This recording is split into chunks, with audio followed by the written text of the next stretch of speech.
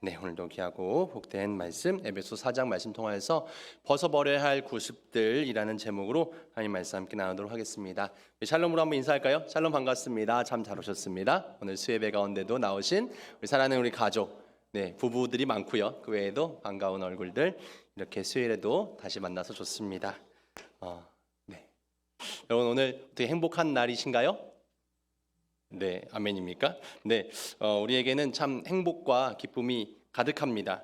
그 이유는 우리가 예수를 믿고 예수님을 정말 온전히 믿음으로 이제 구원의 백성 또 천국을 소유한 사람들이기 때문에 그렇습니다. 우리가 뭐 세상적인 기쁨이 있을 수 있겠지만 세상적인 기쁨은 실은 있을 때도 있고 없을 때도 있습니다. 그러나 우리가 늘 기뻐할 수 있는 이유는, 늘 우리가 행복할 수 있는 이유는 하나님이 나의 하나님 되시고 내가 그 하나님 덕분에 구원의 소망이 있고 천국의 소망이 있는 자이기 때문에 우리가 예수를 믿게 된 것이 최고의 복이며 그렇게 그 복으로 우리가 기쁨으로 살아갑니다.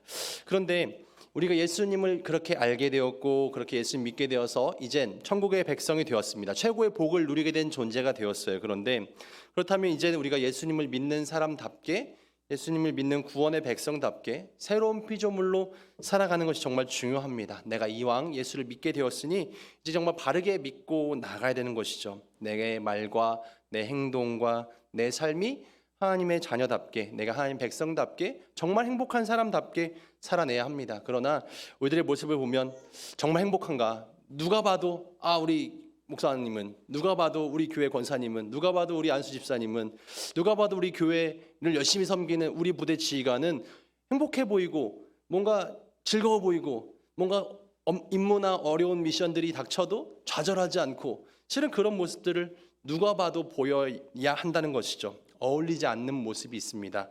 제가 지난 토요일에 우리 아는 친구 결혼식에 좀 다녀왔었는데요. 만약에 결혼식에 가면 결혼식에 가면은 뭐 신랑이든 신부든 멋진 옷을 입고 있습니다. 뭐 턱시도도 입고요, 뭐 웨딩 드레스도 입고요, 아주 하얗고 멋있는 옷을 입고 있어요. 그런데 만약에 그 신랑 신부가 막 냄새나는 꾀재재한 뭔가 집에서 금방 입었던 것 같은 그런 옷을 입고 결혼식을 한다면 어떻겠습니까? 어울리지 않지 않겠습니까? 신랑다워 보이고 신부다워 보이지 않습니다. 우리가 그리스도인으로서도 마찬가지로 그리스도인은 의의 옷을 입어야 합니다. 새 사람을 입어야 한다고 주님 말씀하시죠. 주님의 보혈의 옷을 입고 이제 정말 거룩한 모습으로 성결된 자의 모습으로 우리가 변화되어져야 합니다. 여전히 더러운 옛날에 그런 누추한 옷을 입고 구습의 옷을 입고 그렇게 살아가서는 전혀 어울리지 않는 것이죠. 우리가 이제 신앙생활한 지 얼마나 되었을까요? 내가 교회를 1년 다니고 2년 다니고 여러 직분도 얻었고 그렇다면 이제 우리가 그 모습에 맞게 어울리는 옷을 입어야 합니다. 오늘 우리가 읽은 에베소서 말씀은 사도 바울이 에베소 교회 교인들에게 쓴 편지입니다.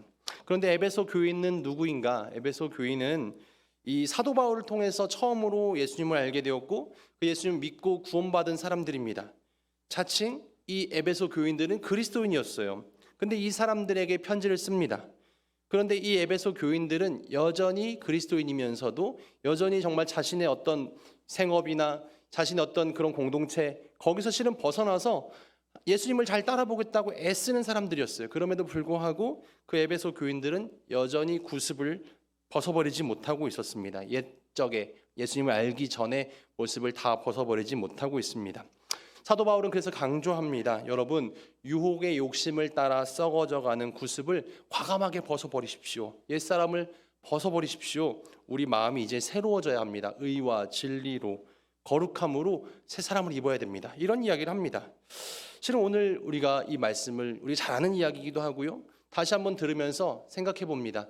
내가 그리스도를 알게 된 지가 얼마나 되었는가? 내가 정말 그리스도를 따라 살고 있는데 내가 과연 새로운 옷을 입고 있는가? 새로운 사람으로 거듭났는가? 내가 주님께서는 왜 나에게 오늘도 새 사람을 입으라는 말씀을 하실까? 내가 여전히 실은 우리는 구원받은 백성임에도 불구하고 나는 거듭났는데 실은 여러분 믿으십니까? 나는 거듭난 존재, 나는 구원의 백성이라는 확신이 있습니다. 그런데 그런 확신임에도 불구하고 나는 거듭난 사람답게 살고 있는가? 이렇게 물어보면 실은 답하기가 어렵습니다. 저도 마찬가지로 허원희 목사 너는 구원의 확신이 있는가? 뭐 실은 마음의 일말에 실은 자격은 안 되지만 그럼에도 불구하고 내가 주님의 어떤 능력으로 주님께서 우리를 의롭다 해주셔서 그 놀라운 은혜로 나는 구원의 어떤 확신이 있습니다. 하지만 그러면 구원의 어떤 확신을 가진 사람답게 구원받은 자녀답게 살고 있느냐? 실은 그렇게 본다면 실은 자신이 없는 거죠. 여전히 불안하고 여전히 죄 많고 실은 그런 모습이 여전히 거듭나지 못한 모습이 너무나 많이 있는 것이죠. 오늘 사도 바울은 에베소 교인들에게 우리는 예수 그리스도를 믿고 영원한 구원을 소망한 소유한 존재로 살아가게 되었습니다. 거듭난 백성이 되었습니다. 그런데 우리들의 모습은 전혀 거듭나지 못한 사람들과 똑같습니다. 그래서 이제 우리는 달라져야 합니다 라고 이야기하고 있습니다. 오늘 우리 읽은 본문은 사도 바울이 쓴 편지는 불신자들에게 쓴 편지가 아닙니다. 예수를 잘 믿는 사람들에게 쓴 편지인데 그 내용이 무슨 얘기냐면요, 도둑질하지 말라는 이야기예요. 선한 말을 하라고 이야기합니다. 실은 선한 사람, 교회를 다닌 사람, 예수를 믿는 사람에게 여러분 거짓말하지 마세요, 여러분 선한 말 좀 하세요 라고 이야기하는 거죠. 그런데 이게 맞는 이야기입니까? 근데 이게 맞는 얘기처럼 들려요. 왜냐하면 우리들도 신앙인이라고 하면서도 우리의 말에는 가끔은 악한 말이 나가기도 하고 험한 말이 나가기도 하고 가끔은 욕이 나오기도 하고 여전히 우리는 거짓을 행할 때가 많이 있다는 거죠. 거짓말을 할 때도 있고 거짓되게 행동할 때도 있고 실은 이 오늘 에베소 교인들 예수를 잘 믿는다고 자칭하는 사람들에게도 사도 바울은 이야기합니다. 당신들 그리스도인임에도 불구하고 여전히 도둑질하고 있어요. 그리스도인이지만 여전히 악한 말을 하고 있어요. 선한 말을 좀 우리가 해야 됩니다. 여전히 우리가 도둑질하고 있는데 도둑질하면 안 됩니다. 실은 너무 부끄럽죠. 근데 이게 그리스도인들의 현실이었습니다. 믿는 자에게 분내지 말라고 이야기합니다. 믿는 자들이 여전히 화내고 막 있었다는 겁니다. 실은 이 이야기는 다른 사람들에게, 예수님 안 믿는 사람들에게 하는 이야기가 아니라 예수를 잘 믿는 이들에게 하고 있는 이야기입니다. 오늘 25절 말씀 볼까요? 이렇게 이야기합니다. 그런즉 거짓을 버리고 각각 그 이웃과 더불어 참된 것을 말하라. 이는 우리가 서로 지체가 됨이라. 우리가 거짓말을 해서는 안 되는 이유는 이건 우리 어린이들도 알 거예요. 유치원 다니는 우리 어린 자녀들도 거짓말하면 안 돼요 알고 이야기할 겁니다. 그런데 거짓말을 하지 않아야 될 이유는, 주님께서 가르쳐 주신 이유는 바로 우리가 서로 지체이기 때문이라는 겁니다. 지체가 된다는 것은 우리가 한 몸이라는 이야기입니다. 믿는 자들은 우리가 그리스도 안에서 한 몸 됩니다. 우리는 한 몸이고 한 가족입니다. 교회는 그리스도의 몸이고 우리는 그 그리스도의 몸 안에서 각자가 지체가 됩니다. 누구는 손의 역할을 하고 누구는 발의 역할을 하고 누구는 입의 역할을 하고 누구는 눈의 역할을 합니다. 각자가 몸의 한 부분 한 부분을 담당하고 있어요. 남의 손이 아니고 나의 손입니다. 남의 발이 아니고 나의 발이죠. 그런데 서로 그런 지체가 되는 우리가 서로에게 거짓을 얘기한다면, 우리가 무서운 예수님께서도 오른손이 한 일을 왼손이 한 일을 오른손이 모르게 해라 그런 얘기도 있으시지만 서로가 우리의 가족 안에서, 우리가 한 지체 안에서 서로 거짓한다면, 서로 속인다면 그것은 한 가족이 아닐 것입니다. 주님께서 말씀하시죠. 우리가 같이 한 몸 되어지고 같이 한 지체 되는데 어떻게 우리가 거짓을 행할 수가 있느냐? 서로가 자기를 어떻게 속일 수 있겠느냐? 지금 제가 오른손으로 이렇게 움직이고 있으면 제 몸이 다 알 거예요. 실은 이것을 속일 수는 없는 것처럼 우리가 서로 한 지체인데 서로 속이는 것은 말도 안 된다라고 이야기합니다. 믿는 자에게 하는 권면의 말씀, 이렇게 서로를 속이는 것은 상대방만 속이는 것이 아니라 30절 말씀 보니까요, 하나님의 성령을 근심하게 하지 말라라고 말씀하십니다. 우리가 서로를 속이는 행위, 하나님의 성령을 근심하게 만드는 행위라는 겁니다. 그래야 그 안에서 너희가 구원의 날까지 인치심을 받았느니라. 우리는 구원의 인을 받은 사람이에요. 당신은 구원받은 백성입니다. 당신은 주님의 자녀입니다. 예수 그리스도의 보혈로 우리는 구원의 백성이 되었습니다 라고 주님께서 그렇게 약속해 주셨습니다. 그런 도장을, 인치심을 받은 자인데, 그런데 우리가 서로에게 거짓된다면 그것은 성령을 근심하게 하는 행동이다 라고 말씀해 주고 있습니다. 과연 나는 서로를 근심하게 하는가? 또한 하나님을 근심하게 하고 있는가? 우리들의 모습 속에서 여전히 정말 하나님을 아프게 하고 우리 이웃을 아프게 하고 내 몸을 아프게 하는 곳 있는 것이죠. 그래서 그런 성령의 인을 받은 사람들은 이렇게 행동하라고 말씀해 주십니다. 32절 보니까요, 이렇게 이어지네요. 서로 친절하게 하며 불쌍히 여기며 서로 용서하기를 하나님이 그리스도 안에서 너희를 용서하심과 같이 하라. 아멘. 실은 저는 기독교의 여러 교리가 있지만 가장 중요한 것은 서로, 실은 우리는 어릴 때도 배웠고요, 교회를 아닌 윤리 시간에도 배웁니다. 기독교의 가장 중심 사상이 무엇인가? 사랑. 그럼 반대로 불교의 중심 사상은 무엇인가? 뭐 저는 중학교 때 윤리 이렇게 윤리가 아니라 자비 이렇게 배웠던 것 같아요. 네, 실은 뭐 누구나 다 알고 있어요. 기독교의 중심 사상은 사랑이다. 그래서 서로 사랑하는 것, 실은 서로 사랑한다면 어떻게 하는가? 32절처럼 서로 친절하게 여기고 서로 불쌍히 여기고 서로 용서하고. 근데 그 사랑을 어떻게 행하는가? 서로 그렇게 용서하는 거죠. 근데 그 용서가 어디까지인가?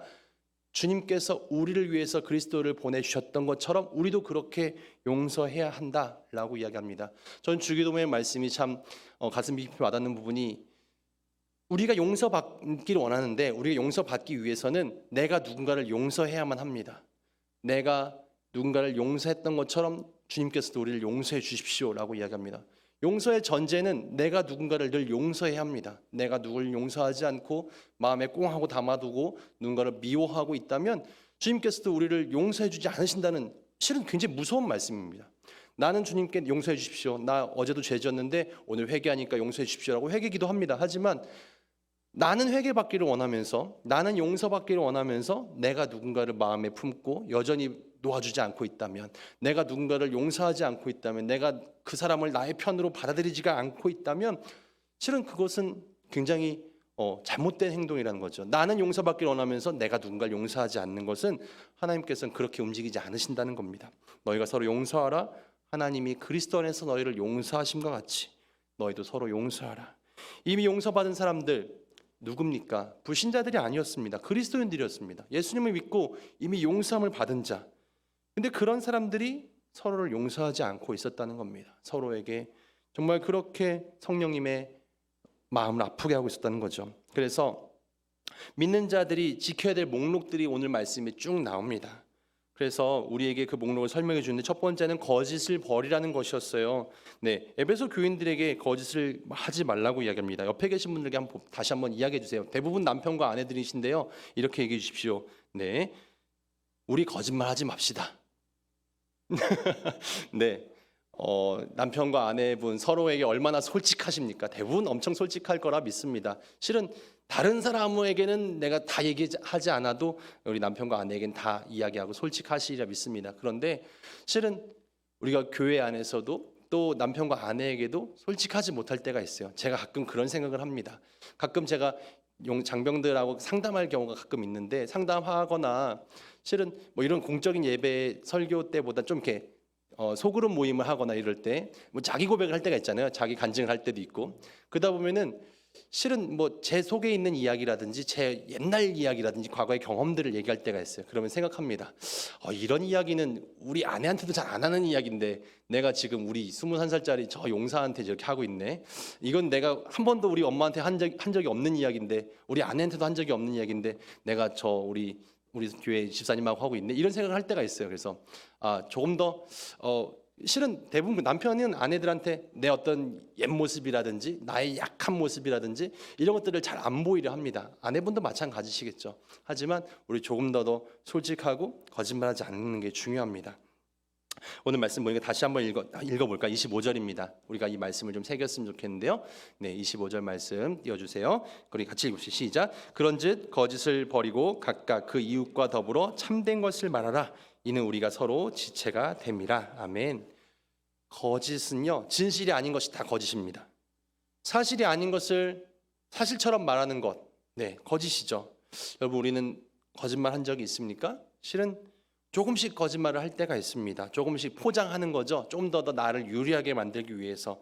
오늘 저도 이 말씀을 준비하면서 마음에 걸리는 것이 있어요. 시편 5편 6절 말씀 볼까요? 하나님께서는 이 거짓을 참 싫어하시고 미워하십니다. 한번 같이 읽어보시죠. 거짓말하는 자들을 멸망시키시리이다. 여호와께서는 피 흘리기를 즐기는 자와 속이는 자를 싫어하시나이다. 아멘. 실은 하나님은 생명의 하나님이세요. 그래서 생명을 빼앗는 행위, 생명을 저해하는 행위를 절대 미워하십니다. 근데 그것과 동일하게 누군가를 속이는 행위, 누군가를 그렇게 정말 거짓되이 행하는 것을 하나님께서 정말 속상해하시고 정말 미워하십니다. 우리가 작은 거짓말을 하면서 이게 뭐 피해가 되겠나라고 생각할 때가 있지만 그 자체가 결국엔 하나님 앞에서 나 스스로를 속이는 일이 될 수 있습니다. 하나님은 그것을 정말 싫어하십니다. 작은 거짓말이니까 애교로 넘기지. 하지만 그 작은 거짓 때문에 실은 분열이 시작될 수 있고요. 파괴될 수 있습니다. 부부관계도 확인되지 않은 작은 거짓말 때문에 그렇게 문제가 생겨질 수 있어요. 고통 가운데로 들어갈 수 있습니다. 그래서 우리가 정말 거짓을 멀리하고 정말 그렇게 끊고 참된 말만 하기를 축원합니다. 우리가 정말 그리스도인이라면 진실만을 이야기하고 하나님 앞에서 또 사람들 앞에서 진솔되기를 소망합니다. 저도 진솔이란 말을 참 좋아합니다. 내가 목회자로서 어떻게 설 것인가? 하나님 앞에서 또 교인들 앞에서 내가 좀 훌륭한 목사는 아니겠지만 그래도 진실된 진솔한 목사였으면 좋겠다라는 생각을 예전부터 참 해오게 되는 것 같습니다. 그래서 잘 모르겠으면 모른다고 이야기하고 나는 부족하다고 이야기하고 실은 그래서 내가 할 수 있는 것만 요청하고 실은 그렇게 좀 진실된 진솔한 목회자였으면 좋겠다라는 마음을 갖게 됩니다. 우리 진실이 최상의 그런 하나님 앞에 나가는 방책이 됩니다. 또한 이 사도 바울은 에베소 교인들에게 그렇게 거짓을 행하지 말고 두 번째로는 분내지 말라라고 이야기를 전합니다. 26절과 27절 같이 읽어볼까요? 준비 시작. 분을 내어도 죄를 짓지 말며 해가 지도록 분을 품지 말고 마귀에게 틈을 주지 말라. 아멘. 분을 내지 않는 것 중요합니다. 여러분 사람이 분을 안 내고 살 수 있습니까? 화를 안 내고 살 수 있습니까? 가끔은 화를 낼 때도 있어요. 화를 너무 안 내면 또 스스로가 또 상처가 되고 고통이 됩니다. 실은 분을 안 내면 우라병이 생길 수 있어요. 참고 참다가 화가 터지는 거죠. 그런데 분을 내되 오늘 성경도 이야기합니다. 분을 내지 말아라. 하지만 분을 낼 수도 있지. 근데 분을 내어도 죄를 짓지 말라라고 이야기하십니다. 그리고 그 분을 해가 지도록 그렇게 품고 있어서 안 된다. 반드시 해결해야 된다라고 말씀합니다. 보시면 그 분을 풀어버리지 않고 계속 품고 있는 그 마음 속에 사탄 마귀가 틈탄다고 이야기합니다. 실은 우리가 하나님 뜻 안에서 살다 보면 가끔 그 우리의 마음을 또 우리가 정의를 행함에 있어서 잘못되이 공격하는 세력들이 있습니다. 그런 사람도 있고요. 실은 그럴 때는 잘못됐다라고 이야기해야 됩니다. 누군가 나를 잘못되이 공격하고 헛되이 공격하고 뭔가 모함하고 실은 상처 주고 실은 그런 사람들이 많이 있어요. 그럴 때 그냥 나는 하나님 백성이니까 난 주님 믿는 사람이니까 참아야지 져줘야지 대부분 맞지만 옳지 않은 것을 계속 행하라고 내가 그냥 대주고 있어서는 안 되죠. 잘못된 것에는 잘못되었다고 이야기하고 그것은 하나님 뜻에 맞지 않다고 이야기해 줘야 되고 실은 그렇게 이야기하면서 가끔 화가 날 때도 있어요. 실은 사도 바울도 사울 왕을 되게 좋아하진 않지만 사울 왕이 왕이 될 때 사건 중에 제가 되게 좋아하는 장면이 있어요. 실은 사울은 능력 있는 왕처럼 우리가 여겨지지만 사울은 왕으로 그렇게 기름 부음 받았어요. 사무엘에게. 하지만 사무엘에게 기름 부음 받은 이후에 당신은 이제 왕입니다라고 이야기했지만 왕궁이 있는 것도 아니고 왕의 신하들이 있는 것도 아니고 달라진 게 하나도 없었어요. 그냥 농사짓는 농사꾼이었어요. 생각해 보십시오. 대지상에 와가지고 기름 부어서 당신은 이제 이스라엘 초대 왕입니다라고 이야기했지만 붕이 있나 신하가 있나 돈이 있나 세금을 나한테 바치나 하나도 없었어요. 도대체 왕으로서의 내가 역량이 없는 거죠. 그냥 그러니까 맨날 하듯이 그냥 집에 가서 속 끓면서 농사 짓고 오고 이러고 있었어요. 그런데 전쟁이 펼쳐집니다. 그래서 암몬 족속이 그 이스라엘을 공격해 옵니다. 그러자 그 이야기를 듣고 그 암몬 족속이 그 이스라엘 민족을 공격해가지고 사람들을 막 죽이고 있다는 소식을 듣자 사람들이 막 울고 있는 거예요. 큰일 났다. 어떻게 하지? 근데 아무도 움직이지 않고 있는 겁니다. 그럴 때 이 사울에게 하나님의 성령이 임하고 그 성령이 임하자 사울은 불같이 화를 냅니다. 아니 어떻게 저 하나님도 안 믿는 악한 저 이방 종족이 우리 민족을 다 죽이려고 하는가? 그리고 이렇게 우리의 지파 하나가 공격받고 많은 사람들이 죽음 앞에 있는데 사람들이 울기만 하고 아무도 나서지 않는 거예요. 당신은 어떻게 이럴 수가 있어? 그래가지고 자기가 농사짓던 그 소를 죽여가지고 소를 각을 떠가지고 12지파에 보냅니다. 우리가 우리 민족을 위해서 같이 싸웁시다. 이 전쟁에 함께 따라 나서지 않는 사람들은 내가 이 소처럼 그렇게 처벌할 겁니다. 그렇게 하고 사람들을 곰떼처럼 모아내고 위대한 장군이 돼서 전쟁터를 승리로 이끌고 그 다음부터 왕으로서 이제 인정받기 시작합니다. 실은 분노를 발해야 될 때 하나님의 이름이 망령되 일컬음을 당하고 세상의 질서가 파괴되어지고 뭔가 부정의한 분들이 나타나고 할 때는 실은 우리가 분을 발해야 되는 것이죠. 실은 군대의 목적도 마찬가지지 않겠어요? 누군가가 우리 공격해오고 실은 평화를 파괴하려 할 때는 실은 분노를 발해야 되는 부분도 필요한 것이죠. 그런데 분을 낼 때 우리가 잘해야 되는 겁니다. 분을 낼 때 실은 죄가 있어서는 안 되는 것이죠. 내가 그 분을 그냥 내 감정을 풀이하기 위해서 다른 사람에게 또다시 상처를 준다든지 네. 실은 또 분이 난다 할지라도 지금 그게 대화로 해결이 되든 문제를 잘 객관적으로 해결을 하든 오늘 내로 끝내야 되지 꽁한 마음을 가지고 아니면 내일까지 모레까지 계속 가지고 있으면 그 속에 사탄 마귀에 틈타서 우리 마음을 자꾸만 악한 생각으로 몰아간다는 겁니다. 그래서 해가 지도록 분을 품지 말라. 또 마귀에게 틈을 주지 말라. 우리가 화가 난다 할지라도 그것을 정말 지혜롭게 잘 풀어내고 잘 해결해서 마귀에게 틈을 주지 않는 우리가 되었으면 좋겠어요. 분노하는 것은 마귀에게 틈을 주는 행위다라고 생각했으면 좋겠습니다.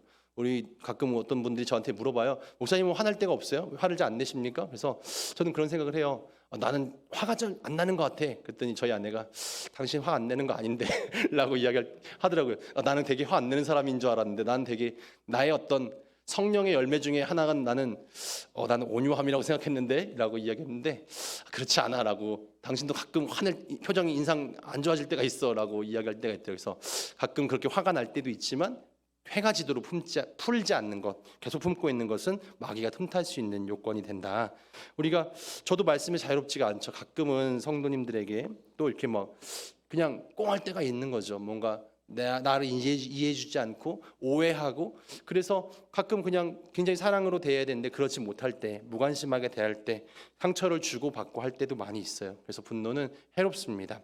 창세기 4장 보면 최초의 인류의 범죄가 물론 최초의 인류의 범죄는 에덴 동산에서의 선악과 사건이었고요. 그 다음에 이제 큰 죄가 등장하는데 바로 가인과 아벨이 그런 제사 사건이었어요. 하나님이 동생 아벨의 제사는 받으시고 형 가인의 제사는 받지 않으십니다. 그러자 이 가인이 화가 났어요. 자기 때문에 내가 하나님 앞에서 뭔가 잘못되어서 하나님 내 제사를 받지 않으셨는가 이걸 돌아보아야 하는데 그러지 않고 아니 저 동생 놈 때문에 내 제사가 하나님에 받아들이지 않다니 이게 화가 나서 동생에게 화풀이를 하는 거죠. 그래서 동생을 돌로 쳐 죽입니다. 그래서 그는 결국 살인자가 되었고 도망자가 되었고 영원한 죄인이 되어버렸어요.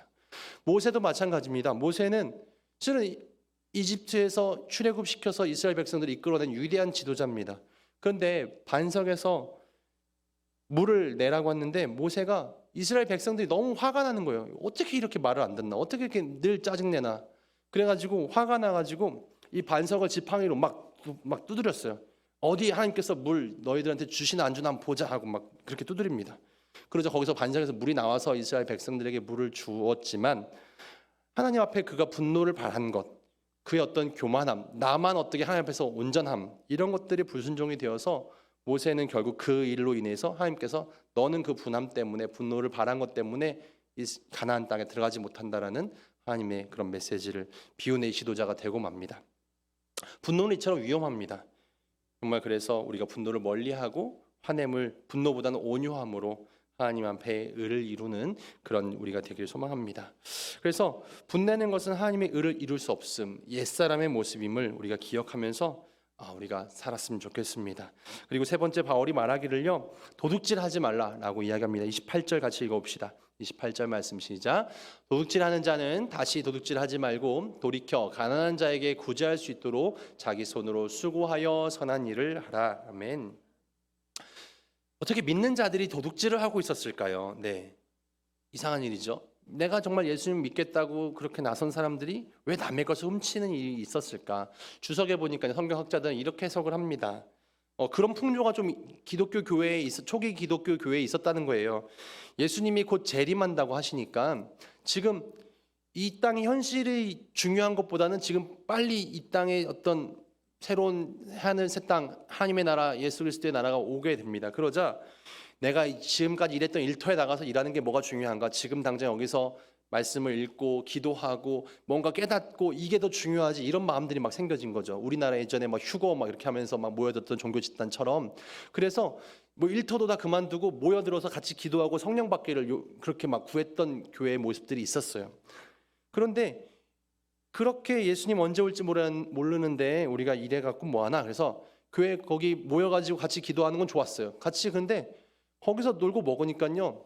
놀고 먹었다는 표현이 좀 뭐하지만 일을 안 하니까 실은 벌이가 없잖아요. 그리고 먹을 게 없으니까 자기가 수고해서 뭔가를 얻으려 하지 않고 그냥 부자 성도가 우리한테 와갖고 뭔가 우리한테 먹을 걸 줬으면 이런 마음들이 막 생겨지는 겁니다. 그러자 뭔가 좀 재산이 있었던 그 성도 가운데서는 뭔가 좀 화가 나잖아요. 아니 맨 처음에는 사랑의 마음으로 함께 공동체를 이루어서 함께 나누고 이렇게 함께 쓰고 좋았어요. 그런데 나는 그래도 뭔가 계속해서 이 사업도 하고 뭔가 일을 하는데 얘는 계속 와서 그냥 아무것도 안 하고 그냥 이렇게 무전취식하는 것 같은 느낌을 받으니까 기분이 나빴던 거예요. 그래서 일하지 않은 사람은 먹지 마. 교회에서 이런 막 싸움들이 벌어진 겁니다. 그러자 아니 어떻게 예수 그리스도의 공동체가 우리가 하나됨인데 우리 한 가족인데 그럴 수가 있어 이러면서 또 막 싸우는 거예요. 그래서 사람들이 이제 먹을 거 막 안 주고 자기들끼리 막 싸우는 겁니다. 그러자 그 먹을 것도 좀 가져오고 돈도 좀 가져오고 이 교회 안에서 그런 도둑질이 막 성행했다는 거예요. 그래서 이 교회가 그런 소문들이 사도 바울에게 들어온 겁니다. 이거 굉장히 큰일 난 문제지 않습니까? 교회가 이제 막 부서지고 있는 거잖아요. 그래서 사도 바울은 이야기합니다. 너희가 서로 도둑질하고 있는데 이거 큰일 난다. 이렇게 해서는 안 된다. 그래서 너희는 오히려 손으로 일해서 오히려 구제하는 자가 되라고 성경 이야기합니다. 우리가 그리스도인으로서 남을 섬기고 남을 돕는 일을 해야지 늘 언제까지 그렇게 남의 것을 얻어먹고 그렇게 남의 것을 빼앗는 일을 할 것이냐. 10계명의 8계명처럼 도둑질하지 말라. 남의 재산을 남의 노력을 탈취하는 것, 갈취하는 것 도둑질이죠.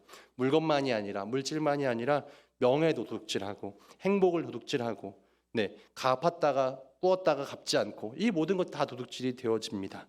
그래서 또한 하나님의 것을 도둑질할 수도 있고요. 주일 성수, 하나님의 시간을 또 실은 10의 1조도 그렇고 여러 가지 것들이 실은 도둑질할 때 결국 그 죄가 우리에게 돌아옵니다. 결국 저주와 실패를 받게 되는 것이죠. 결국 우리가 하나님 앞에서 온전히 하나님의 것을 드리고 또 남의 것을 빼앗지 않는 그런 도둑질하지 않는 실은 하나님 백성들이 되어야 합니다. 네 번째 마지막으로 이런 말씀 주십니다. 더러운 말은 입 밖에도 내지 말라. 29절 말씀 읽어볼까요? 네, 말라기 넘어갔어요, 성건아? 에베소 오케이 4장 29절 시작. 무릇 더러운 말은 너희 입 밖에도 내지 말고 오직 덕을 세운 데 소용되는 대로 선한 말을 하여 듣는 자에게 은혜를 끼치게 하라. 아멘. 네, 더러운 말, 타인에게 해를 끼치고 공동체에 분쟁을 일으키는 데는 이 말이 가장 중요하게 사용되어집니다. 실은 교회나 공동체나 그 공동체를 깨트리는 데 가장 중요한 것은 말입니다. 우리가 말을 어떻게 할 것인가. 사도 바울은 이야기합니다. 너희가 더러운 말을 하지 말고 도리어 어떤 말? 선한 말을 하라. 그리고 선한 말은 듣는 이에게 덕을 세우는 말, 듣는 자에게 은혜를 끼치는 말, 이런 것들을 우리가 해야 합니다. 실은 우리가 예배를 드리고 또 이렇게 성경 말씀을 읽어도 실은 우리가 이런 말, 악한 말을 하고 남에게 해를 끼칠 수 있는 말을 하면 그 은혜를 다 쏟아버리는 일이 됩니다.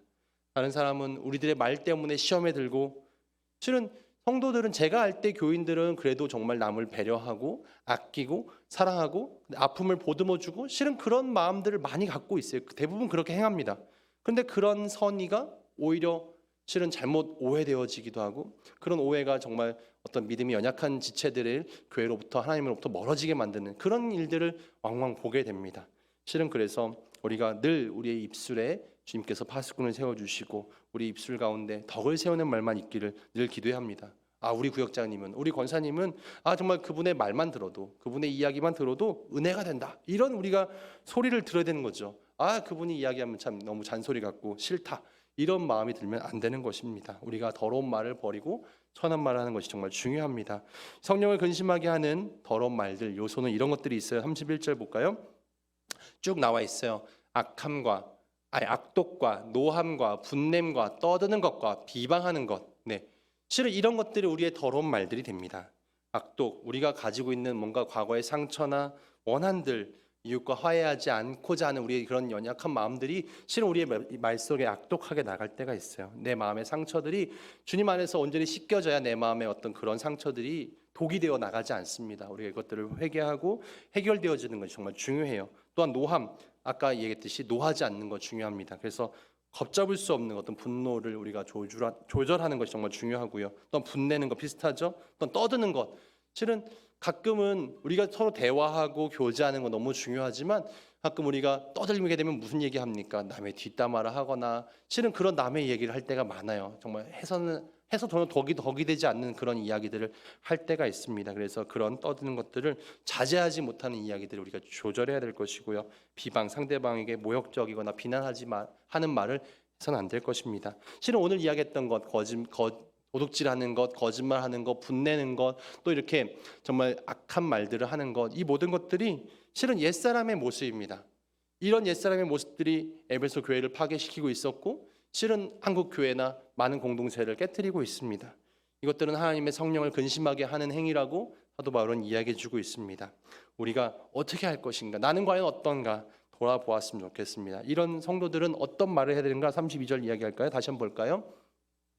서로 친절하게 하며 불쌍히 여기며 서로 용서하기를 하나님이 그리스도 안에서 너희를 용서하심과 같이 하라. 네, 우리가 서로를 그렇게 친절하게 서로 불쌍히 여기는 마음으로, 실은 불쌍히 여긴다는 표현이 좀 너무 좀 별론데 라고 생각될 수 있지만 실은 그 사람도 하나님 백성이고 실은 그 모든 상처나 아픔들이 내가 보듬어 줬으면 하는 마음으로 대한다면 실은 우리가 서로에게 정말 덕이 될 수 있습니다. 서로 용서하고 정말 그런 마음으로 대할 때 우리가 함께 아름다운 공동체, 우리 교회를 세워갈 수 있을 겁니다. 우리가 서로에게 용서하고 서로를 용서해주고 실은 내 양심이 그래서 더욱더 깨끗하여져서 그리스도 안에서 온전한 정말 옛사람을 벗어버린 새 사람을 입는 우리 성도들이 되길 소망합니다. 우리 비승교회가 우리 비승교회 모든 성도들이 정말 누가 봐도 아름다운 성도들, 아름다운 공동체를 이루는 비승교회, 이런 평을 받고 하나님께도 그런 칭찬을 받는 교회가 되길 소망합니다. 우리가 그러기 위해서 오늘도 하나님 말씀에 내 삶을 비춰보고 우리들의 모습을 다시 한번 돌아볼 수 있는, 이미 그렇게 아름답게 우리 공동체를 지켜왔고요, 지금까지 잘 이끌어왔습니다. 앞으로 더욱더 그렇게 꽃피어지는 우리 비승 모든 우리 가정 또 구역 모든 공동체 되어지시기를 주님의 이름으로 축원을 드립니다. 아멘. 기도하겠습니다.